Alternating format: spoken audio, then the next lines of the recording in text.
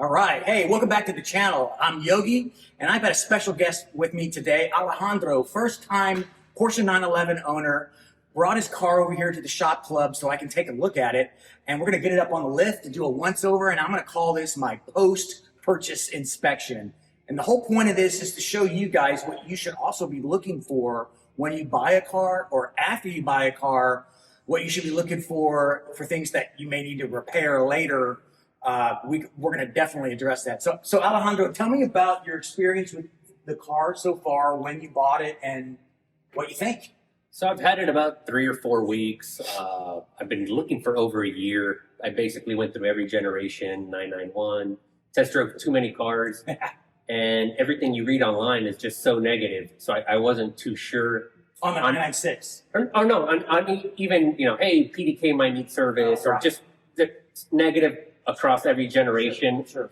And for me to dip my toe in the water, I said it's more palatable to change something out on this versus I get in over my head on something newer and, hey, I have a cool car that's a garage ornament because I can't afford the service. That's exactly right. And this 996 and the 997 generation .1s are like the last of the cars that mechanics like yourself and myself can work on really without worrying about the cost. And there's still a lot of cost involved in these kinds of cars. But like you said, in comparison to a modern car, it's way up there. And you almost always have to get a professional mechanic involved because it's just, there's no access to the engine. A lot of things you just can't do, you can do here. And how long have you owned it? I've owned it about 3 weeks. 3 weeks? It's just been nostalgia every time I get in it. Just pure happiness every time I turn it on. And yeah. In the 3 weeks, I'm almost at 800 miles. Are you really? That's awesome. So I've just been driving it every day after dinner. Tell my wife, I recognize that smile, man, because that's my smile on my face every day when I start my car up. It's just, you get behind the wheel and it's just nuts. It's just, you just feel like you're in total control. And maybe I'm a boring driver, but man, I just like driving it.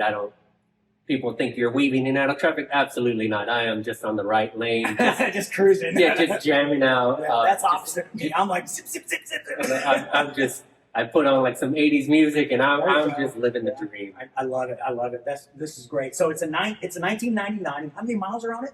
Right now it's like 58,500 somewhere. So it's just breaking in right now. So you've got yourself a good car here. Well, that's great.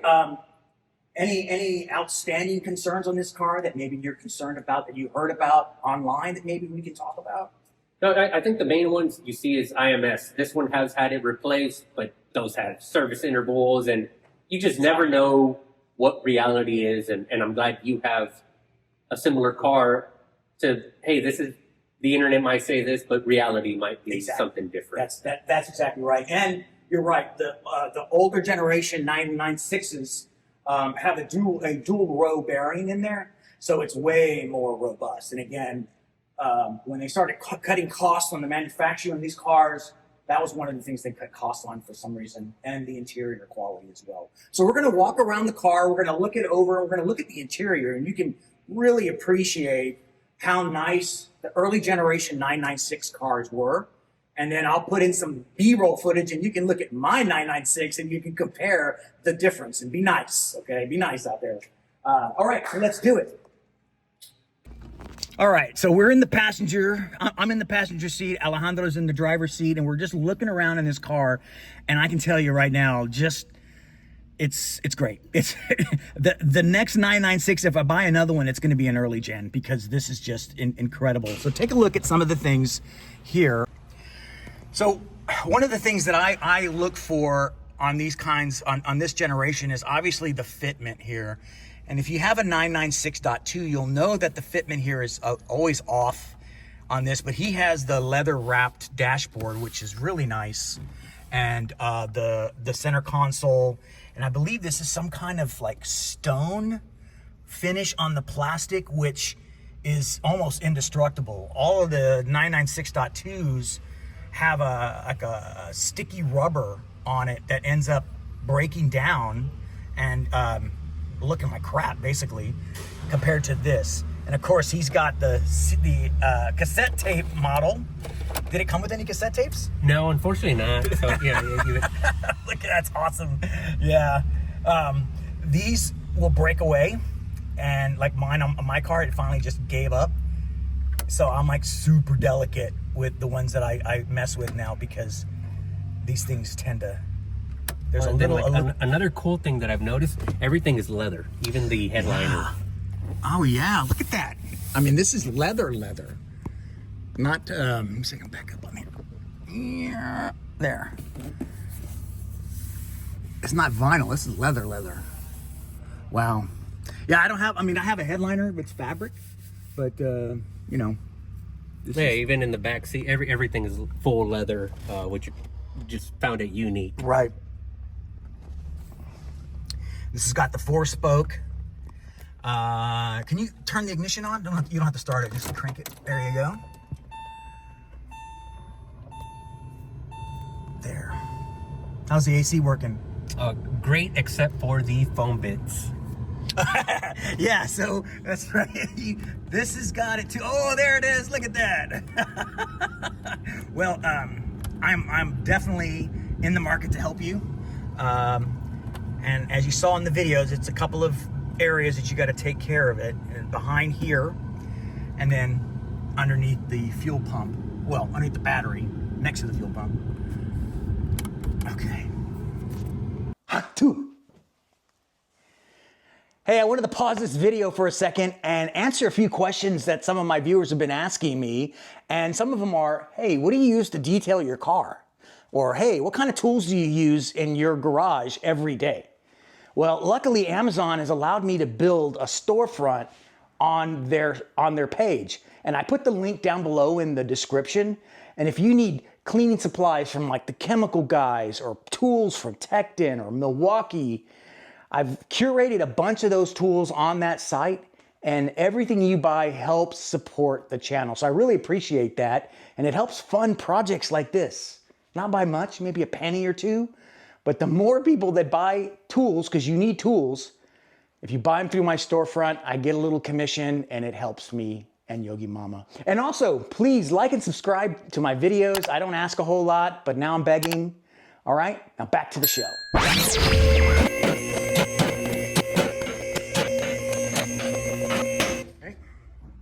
Is there anything like that you're looking for right now that just any kind of leak or what? Yeah, so what I'm looking for is just overall, exactly what you said, appearance of leaking, right? Anything that looks wet. You're gonna see grime, you're gonna see maybe an old leak maybe, but what you don't wanna see is an active leak, and especially on the back with your CV axles. Here, I'm just looking over your linkage. And here, what you can do is hold my camera. It's already recording. And so you can bring it over here and I can show you. So this is your sway bar linkage. These look like they've been replaced, so that's good. They probably replaced them when they did the shocks. So Bilstein shocks. These are new control arms, these coffin arms here. This looks like they're new. The bushings look pretty good. So you've got a nice tight suspension up here. No slop in the wheels at all, so that's good. Check the other side. See, no slop in the wheels. You can just see how clean this coffin arm is, right? So you can tell the suspension's been done recently. Suspension job on this car would run you about $3 to $5. If you did it yourself, about $1,200. So that's good. They took care of it. Hoses. These are old, man. They're gonna need to be replaced soon. You know, feel them right there with your hand. Feel how crusty and gross they are. A lot of heat goes right there. And these are from your radiator here. But it's just here, and the disconnect is right there. So it's just 1, 2 hoses there. Probably these two. These aren't that bad. The other ones feel terrible. Yeah, these are okay. Steering looks good. Oh yeah, come over here, look at this. So again, when you're looking at cars, and if you are able to get it up on a lift, even if you can't get it up on a lift, you should be able to peek under there with a light and just look at the suspension. And if you can feel this rubber right here and it feels like this, you're in good shape. If you touch it and it falls apart or it's crumbly, that's when you know you need new suspension, and you may need to negotiate with the person who's selling the car. The other thing that goes out on these are these little capacitors. I did a video on these. They control your second and first stage cooling on your radiators, and they tend to go out. So when it does, we can just swap them out with some aftermarket ones. But if your fans, you start noticing your car's running warm, then these fans might be going out. It's very, very common for that to happen. Okay, another good thing that I'm looking at is all of your belly covers are here, man. Like all of them. And that is very unusual. I had to buy several of them, and they're not cheap. Like this panel right here that goes this way is like $300. And then this one here, I had to buy that one, $150. So that's good. I may want to introduce you to my friend Seth, who works at a company called Dry Ice Detailing Pro. I know you've probably seen my dry ice videos. He's using lasers too now to help clean up your engine. So he did flush the fluid. You can clearly see that it's wet there.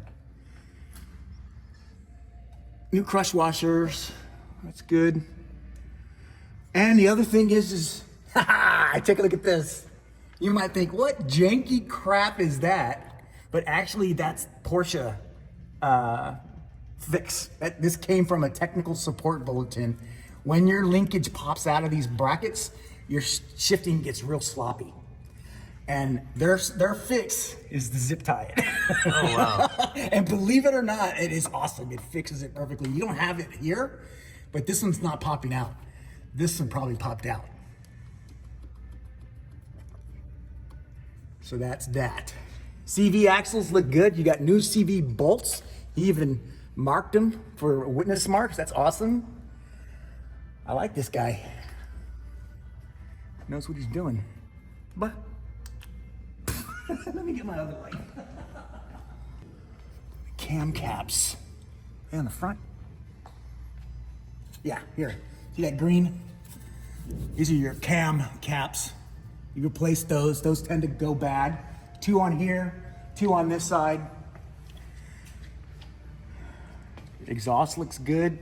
You're gonna have a bear if you want to swap out your exhaust for new. You get those, very common. We'll probably have to run those out. Is this a Texas car? Yeah. Okay, for the most part. Yeah, and I believe it was Kansas originally. So it got a little snow. There's a little corrosion there, right? But the bolts don't look too bad. I'm just thinking because everybody does. Everybody swaps out the exhaust in this car because this thing is really hampering your performance. These mufflers and all of this. Your car is no longer, you can take the cats off if you wanted to as well. I took the cats off of mine and I put Fab Speed with sports exhaust so that it's not too obnoxious like Lewis's car. So, but I took the cats off and it just opens up the engine completely. So he said an oil gasket. So this is your oil filter. This is your oil sump. That hasn't been touched. What I also see is that there's no scuff marks on any of your framework, which is a good sign. Mine, not so good. You know, I guess when you're delivering Uber Eats and you got to get that food to your customer, you got to haul ass. Yeah, frame looks good.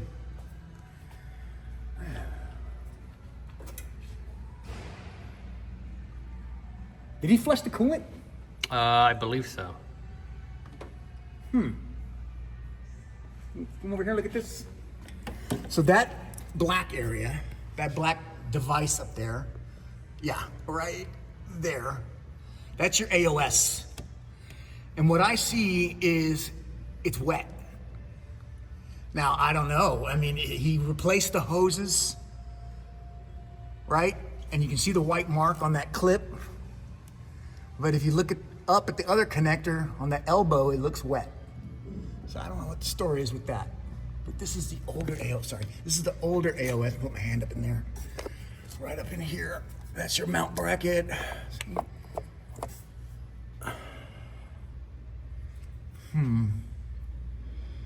Let me Zoom in on that and then take a picture. And then hit that white button. There you go. All right. Bounce this off of your mechanic. I'll reach out to him if you don't mind. Or you can reach out to him, it's up to you.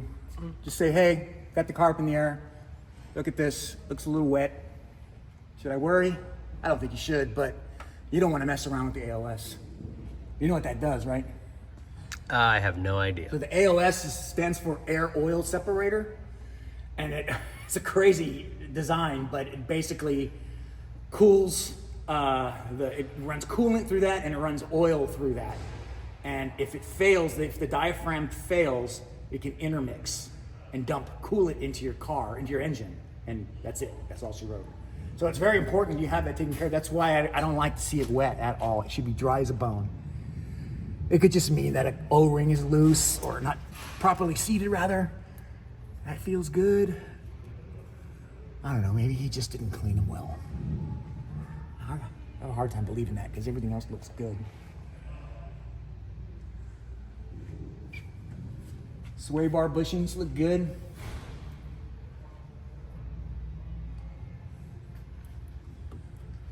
Got a new hose back here, right here.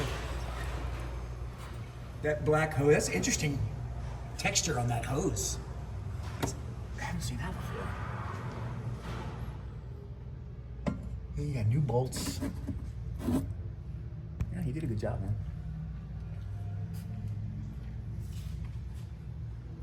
So all in all, I think you got a great car. Everything seems to be where it's supposed to be. All the clamps, all of the fasteners, all of the hoses, the hose clamps. That's just water. Okay. All of this, these all tend to fall. And the other thing is whoever jacked this car up did a great job because there's no bending on your pinch welds here.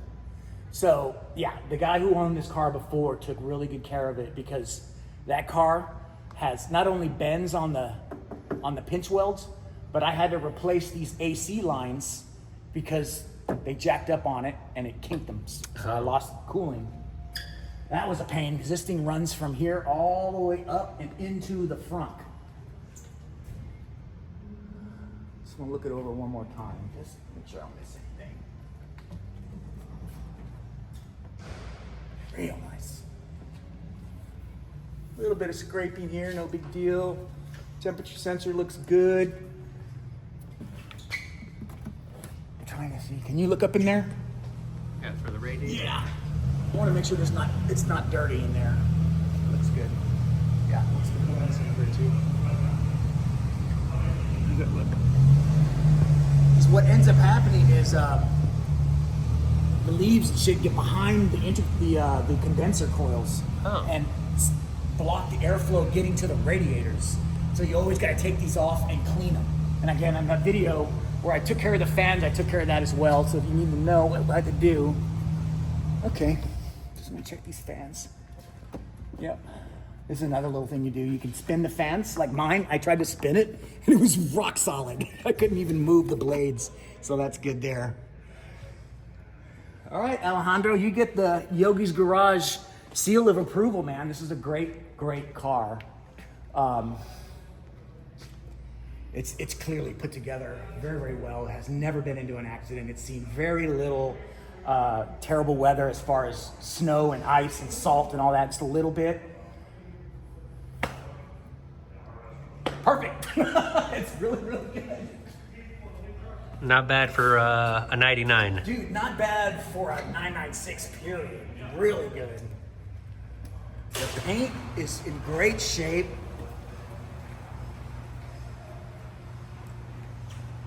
Yeah, man. Is there anything I need to do for this car with our summer weather? You got fresh coolant, right? AC's running cold. As long as the coolant's fresh, no, nothing. You don't have to do anything. The oil's running 0W40, so that's perfect for Texas. One of the things I've read online is to add a low temperature thermostat. I'm not sure what that does, or a third radiator. I just did one recently, as a matter of fact, and that thermostat is right here. low thermostat, basically what that does is it opens up sooner, so the thermostat allows the coolant to hit the block before 80 degrees centigrade. It does it at 75, I think. So that's all it does, but you don't really need it. No. Okay. The one that I did was also first gen, and he wanted it because his was already going out. His was running too hot. If you're at like a little bit over 180, like 185, that's where it's at. Okay. Where it is. Typically it stays between the 8 and the 0, or The 8 and the 0. yeah, on the 180, like the. Oh, yeah. Yeah. Okay. Perfect, man. That's great. That is great.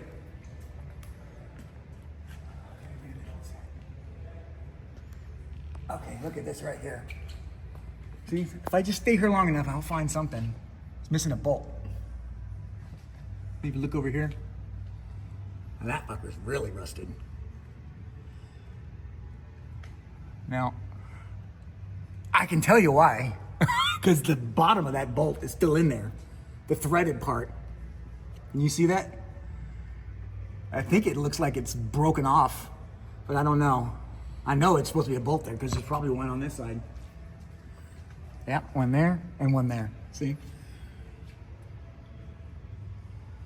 No big deal. I say that, but I don't. If you ask me what would happen, I'm like, I don't know. You'd get a little blow by there, maybe, but I can't see it getting any blow by because if it did, if exhaust got through there, it would cook this hose because it would go right there, and it's not. So you're fine. It's pretty much fusion welded to the crank because it's 26 years old, 27 years old, you know? All right.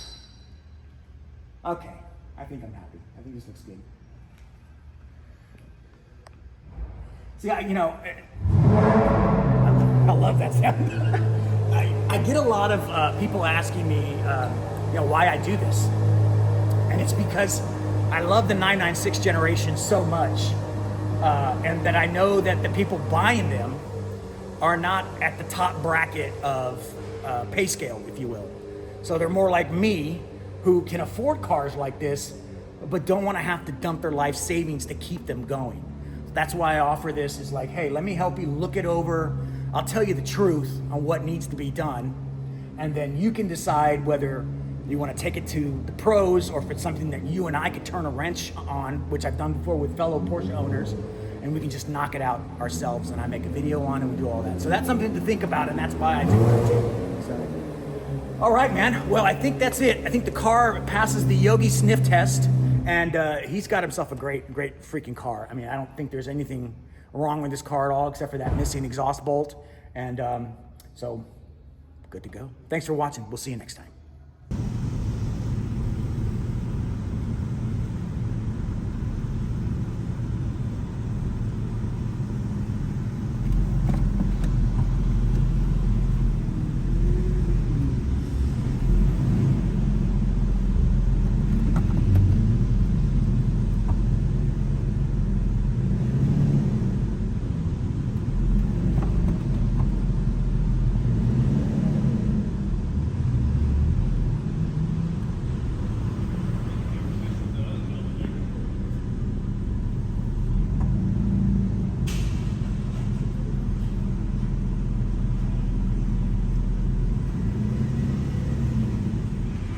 Thank you. Gracias.